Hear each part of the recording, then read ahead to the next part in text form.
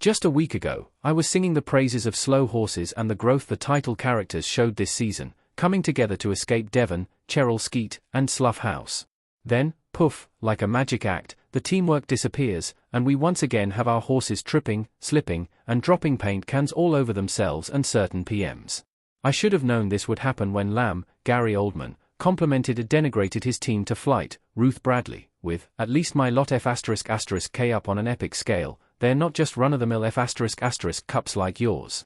And epic F*** cups are they ever. Last week, we got a grip on what's happening in London as the mayoral race gets underway.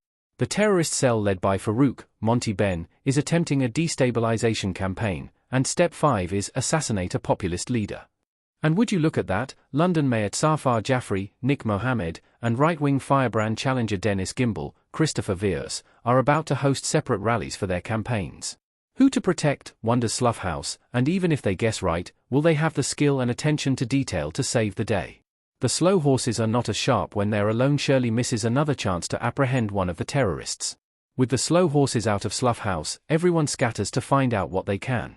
Shirley, Amy Fionn Edwards, and Standish, Saskia Reeves, attend Jaffrey's rally, Tom Brooke, and River, Jack Loden, head to Gimble's, and Lamb pays a visit to Hose, Christopher Chung, girlfriend, Tara, Hiba Benoni.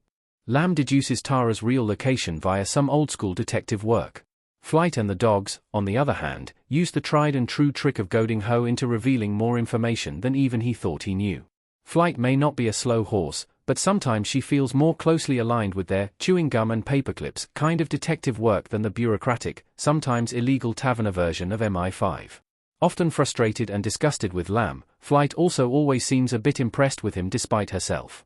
Lamb and Flight agree on a tenuous partnership to apprehend Tara, who is indeed staying at Ho's apartment. Maybe she legitimately has feelings for Rodzilla after all. The other horses are not quite as successful. At least Standish and Shirley manage to save Jaffrey. Shirley very nearly loses track of Farouk, who has snuck into Jaffrey's rally with a nifty-looking cork sniper rifle right out of James Bond, but Standish continues to show that she would make a competent agent if she were ever allowed. She not only spots Farouk and alerts Shirley, but also causes a ruckus during Jaffrey's speech, enough to obstruct Farouk's shot. Shirley misses her chance to take him down, and he escapes in that same van, nearly running her over again. The Gimble storyline is muddled, though it writes itself by the end of the episode. Co and River continue to be a delightful odd couple.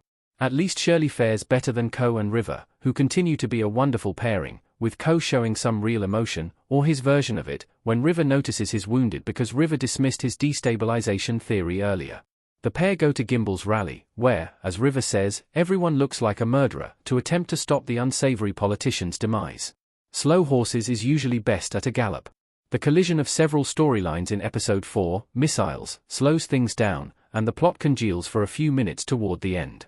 Whelan, James Callis, plays a blackmail reverse card on Gimble, the son of an illegal immigrant from Turkey and a criminal, and his mudslinging wife Dodie, Victoria Hamilton, who once dated a prominent Marxist, so now Gimble's off his game. Maybe that's why, while practicing his speech in the alley, he says the quiet part out loud to Tyson, Abraham Popoola, Jaffrey's black chief of staff.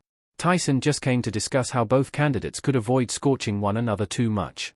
Gimble, never one to miss a chance to espouse his deeply held prejudices, receives a right hook from Tyson for his deplorable comment. River, assuming Tyson is one of the terrorists, springs into action, resulting in a baffling brawl. Tyson flees, River thinks he's succeeded, and Gimble assumes he's been saved by a loyal voter.